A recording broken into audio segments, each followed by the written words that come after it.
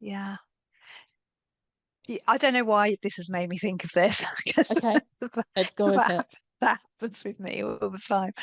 But I'm just remembering my experience of being at Autscape, which I know is a conference that you've been to and spoken at, and it's a conference organised by and a conference for autistic people. And I attended a few years ago with my son. He wasn't an adult, so he needed a parent to go with him. And that was so interesting for me to really understand. We're talking about difference because that conference was really geared up for autistic communication. And I found it really interesting because my son and I, we switched, we switched the normal way of being in the world in that conference. And that was so eye-opening for me. And there's some of the things I noticed were around clarity. There's a lot of information about clarity of process and what was going to happen and when, spoken at length. But also really clear signaling of who wanted to communicate and when. Um, and that was a really gave him a lot more energy. Also, I noticed that people weren't doing a lot of small talk.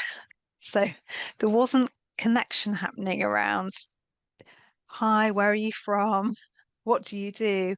That didn't seem to be the way of connecting. What I heard was people having quite quickly going into topic conversations. And it was just a very different way of engaging. Yeah, I'm so glad you brought it up. Yeah, I've been to Autscape in terms of the residential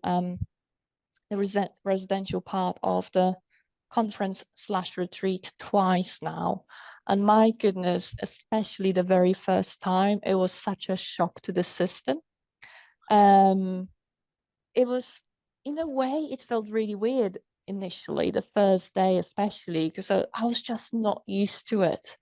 But I think what I really appreciated about it is how much freer I thought and how much like all the overthinking about should I do this? Should I say that? It was just gone because I didn't have to. I was sort of, with my people. No one will be offended if I just leave a group.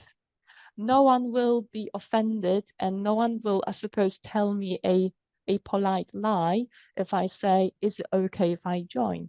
I knew that people would say, oh, we're having a conversation about this topic, or it's a closed group, or whatever it is. And I suppose I knew where I stood.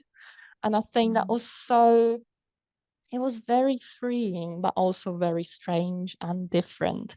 And I still remember after the first conference, going to the train station and being like, oh my goodness, such a different world. I wish I could be still at Autscape. And yeah, last year was very emotional. I remember. Oh, I might get emotional now. But Yeah. anyway, I think for some people it's you know, such an experience. I remember someone just starting to cry, and we were like, what do you need? Like, would you like a hug? I can leave you alone, because it was towards the end of the conference, and it was sort of, this is it.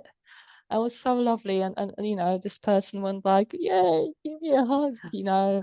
Um, yeah, I think it really highlights to me that importance of spaces that are designed with autistic needs in mind, and having that community as well. Yeah. Yeah. I just thought the level of clarity about people's communication needs was completely different to anything I'd experienced before. Yeah, so in particular, there's this sort of the interaction card. So on the lanyard, you have a choice of cards that indicate whether you want to engage in a conversation, or whether you don't, but also whether you need a little bit of you'd like to engage, but you are you need a little bit more help with being engaged in a conversation as well. I thought that was just genius, because it Yeah. removes all the, I suppose, small talk checking, trying to figure out if the other person wants to talk to you or not.